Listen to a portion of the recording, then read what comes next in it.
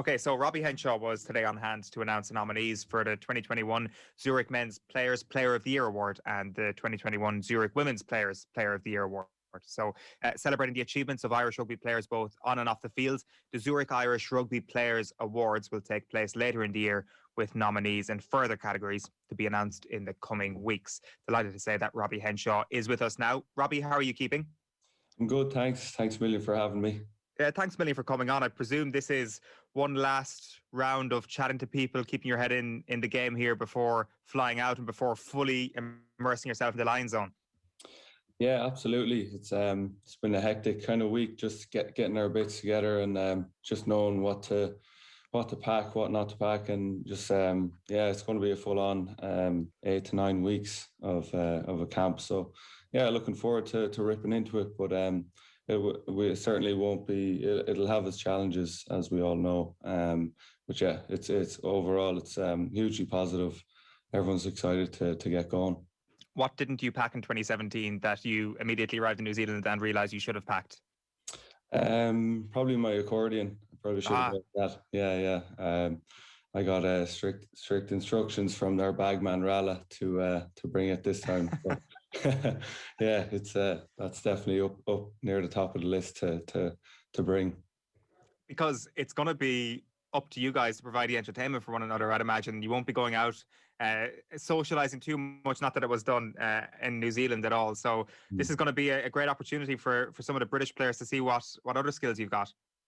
Yeah, absolutely. And I've made sure that Bundee brings his travel guitar as well that he got in Japan. I've told him to bring it. So, it'll definitely be a great chance. I suppose we won't be spending a huge heap of time outside of the hotel. So I think we'll have more time to get to know, I suppose, the wider group and the other guys, and it'll be great to meet them and know them on a deeper level. I know Bundee Aki was talking about how like taken aback he was by how good at music you were. Have you played together before? Yeah, we used to do a bit of messing around on the guitars back when I lived with one of the lads, Owen McKeown. He used to have a guitar, and we actually taught Bundee how to play Oh Grace. Yeah, so he knows that song, and I'd say he knows the Fields of Athenry as well. So yeah, he's fairly decent on himself, so he definitely plays it down like. Right, okay. So he was a musician before coming to Ireland, just to be clear here. Yeah, right. Yeah, absolutely. we may as well talk about Bundee, because like I think a lot of Irish rugby fans were really delighted to see him and his name pop up when the Lion squad was announced. I presume for you that level of delight was on a whole other level. Yeah, it was amazing. I know the work he's put in since coming here, and I suppose the seasons he's had over the last 4 years, like it's down to the hard work he's put in, and I suppose the sacrifice he's made, and he's been incredible, both for Connacht and for Ireland. So yeah, it was so well deserved, and yeah, he's buzzing himself. He can't wait to get going. He's really excited, and it's great to see. It's great to see. The thing is, since you've moved to Leinster, you've obviously played against Bundee Aki quite a bit. What's it like to tackle Bundee Aki? What's it like to be up against him in the midfield?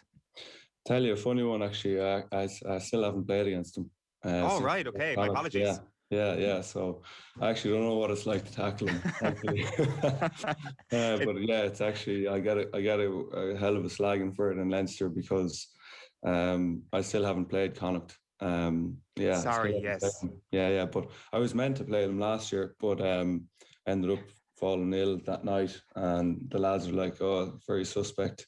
Very So it's no, I still haven't played them. Hopefully next year I'll find out what it's like to tackle him. He'll probably run over me though. It's like Neymar when his sister's birthday comes around. So when it comes to these next few weeks, you obviously say that you've got to just get your packing all right and all that sort of thing. What is the actual logistical plan here? Is it settling into South Africa for a couple of days before the warm-ups, or how much of a bedding in period will you have? Yeah, so we're traveling to Jersey comes on this Sunday for like a pre-tour camp, and then we play Japan up in Murrayfield with supporters, which will be so exciting to look forward to. I think that's what we all want to do. So if we get a chance to play that game with Japan, it'll be class as well. It'll be a good start to, I suppose, the campaign. In front of, I think it's 16,000 supporters. So that'll be great to start. And then we fly down from Edinburgh to Joburg, and we're based there for about 3 to 4 weeks. And we're between Joburg and Cape Town, just kind of two bubbles, is kind of what we've been told. So yeah, it's going to be a lot of time in these restricted in these bubbles. But from what I see, what I believe, the hub in Cape Town is beautiful. It's kind of an hour outside of the city. It's up in a kind of a resort on the coast and a big golf course. So yeah, there'll be loads to do, I'd say. So it's exciting. Like, do you know who you're rooming with yet? No, I think we all have individual rooms just because of COVID. Yeah, just because of COVID. And that's what we've been used to for the last year as well. So even when you would be used to having a roomie in camp, yeah, we're all on individual rooms. So yeah, that's going to be the same again. And who were you with in 2017? I was with a lot of guys you mix up. I was with, name out a few. I was with Jonathan Joseph. I was with Conor Murray. I was with Johnny Sexton. I was with Ian Henderson. They literally chop and change. You're moving hotel every 3 days on a normal camp. So you travel on a Sunday after a game, play a game Wednesday, travel maybe Thursday morning. So you're constantly going. But this will be a bit better in terms of we won't have to travel as much because we're just two hubs. So that's probably another positive, I'd say. You've mentioned already that to pack the accordion this time. What else would have been the big takeaway from 2017 and your experience on a Lions tour? Probably just to enjoy the whole experience. I definitely did enjoy it in 2017, but probably not to go into your shell a bit. It is quite overwhelming for your first tour. To be around all these players and these guys that you've played against or admired from different countries, and it's a huge occasion. It's a huge experience, and it's like no other, I suppose. And if you do get the chance to go on it, you just really embrace it. So that's probably one of the takeaways from 17. And then just give it your all as well. That's another thing. You just have a go and enjoy it, and there'll be great memories from it and great times. So that's it really. It must be a little bit challenging to try and appreciate these things in the moment when your objective is to go out and perform every single weekend, and having a good time isn't exactly high on the priority list when you're coming up against the world champions. No, massively, and that's where you have to have the balance of work and I suppose enjoyment. And we really know that coming up against world champions is going to be unbelievably tough, especially down there. And another huge challenge is probably playing at altitude, what we're not used to. So there's 2 tests at altitude, I'm sure.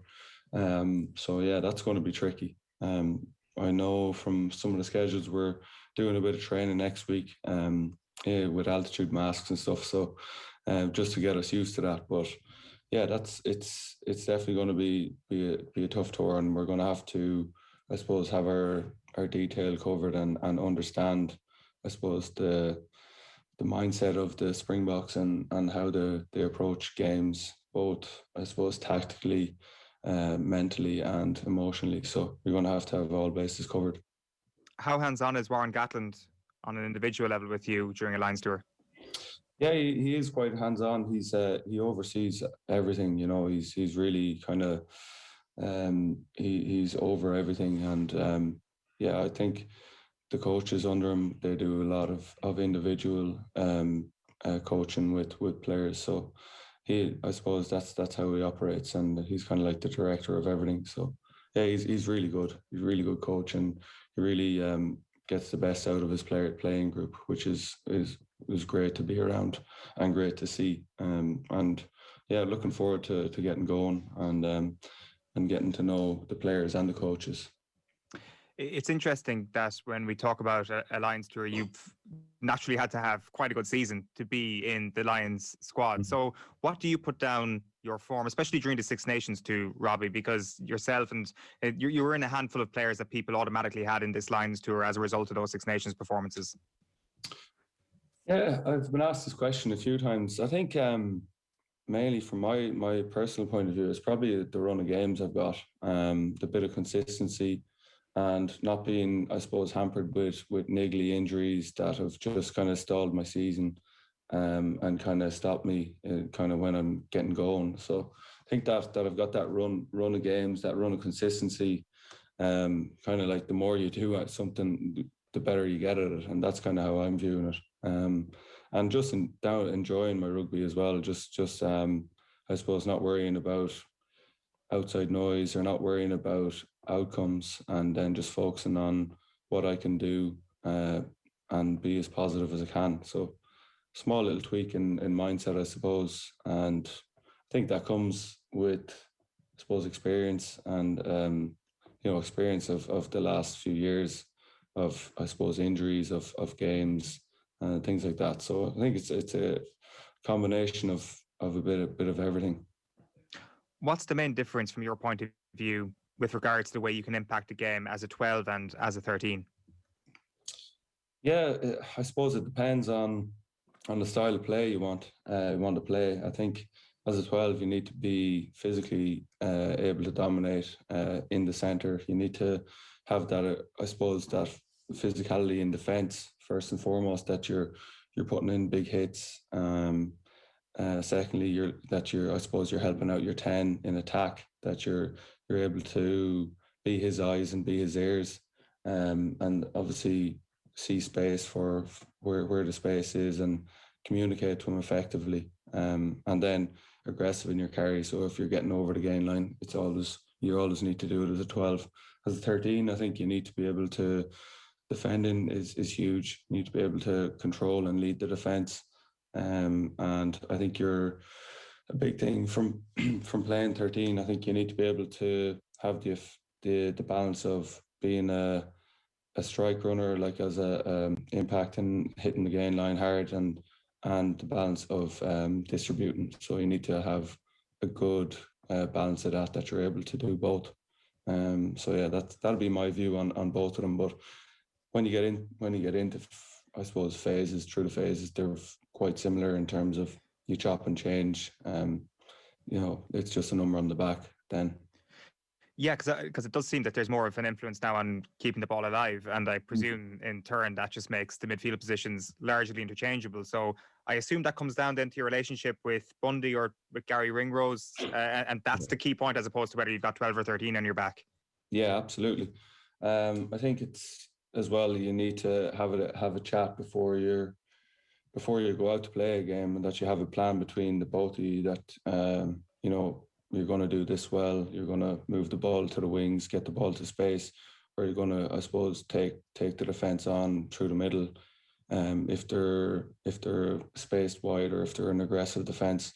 So yeah, you need to have a plan between, I suppose, the two centres need to know what they're going to do prior to playing the game, and that's definitely key as well, both in attack and in defence, is having that, I suppose, that relationship and that bit of communication prior to playing, that you're going to do this. It's been like really notable that you've done so well in both of those positions this year, and those I guess it's a skill almost to be able to shift seamlessly from one position to another. So do we think, Robbie, we might see you at full back at some point again down the line? I mean, that experiment seemed to have been thrown out pretty quickly at the time, if I recall. Yeah, I'm not sure if full back, I haven't played a lot there. I could definitely do a job maybe if someone got injured in a game, but I haven't played enough, I don't think, to go and play a full game there, or to play a few games there. I don't think I've played enough there. It's completely different to when I used to play and say down in Connacht. It's a completely different position, and there's such more emphasis on backfield and covering the grass. It's way different to what I was used to. So it's I could definitely slot in if there was a crisis, but I think I wouldn't be jumping straight back into it. I think centre is probably my main position. Naturally, that's interesting though, that the position had obviously moved on from your provincial playing days between that point Yeah, and say that game against England. yeah, absolutely. And even since that game, I think there's a big emphasis on our backfield about how I suppose how our backfield was exploited that day. And I think since that game, there's more of a plan. There's a clearer plan. Our backfield that day wasn't good enough, and I definitely say I wasn't good enough that day. But there was a combination of things that weren't right, and I think we've cleaned a lot of that up since. Yeah, it certainly seems that way. Well, whether it's a 12 or a 13, anyway, it looks like a promising Yeah. summer ahead. Just one last one. We were talking about Bundee Aki there a moment ago and how delighted you were for him. Yeah. Is it difficult being around Leinster camp? I know there was obviously a few other Leinster players in the squad, but is it difficult when the likes of Gary Ringrose doesn't make it and you're in the camp in and around those moments? Yeah, well, yeah, I just sent the lads a text when I didn't find out, and I think just had a quiet word with them, and just tried to give them confidence, just to stay with it. And I think saw how Gary went out and played against Connacht after the squad was announced. It was class, and he's been great since. So just shows his character, and obviously, yeah, you want to see the lads in there, just because of their talent and because of what they've done over the last few years. So it's really tough, and I think the coaches in the Lions setup said it obviously was the toughest squad selection they've ever had to make. So I think the lads stay positive, stay fit, and anything can happen. You see in New Zealand and South Africa before, and Australia, the amount of players that come down, that fly down if needed. So anything could happen. So that's what I said, is just stay with it, and hopefully it'll be called down. All right, just a reminder that Robbie Henshaw was today on hand to announce the nominees for the 2021 Zurich Men's Players Player of the Year Award and the 2021 Zurich Women's Players Player of the Year Award, celebrating the achievements of Irish rugby both on and off the field. The Zurich Irish Rugby Players Award will take place later in the year, with nominees in further categories to be announced in the coming weeks. Robbie Henshaw, very best of luck with the summer ahead. Thanks a million for taking the call. Thanks very much. Cheers.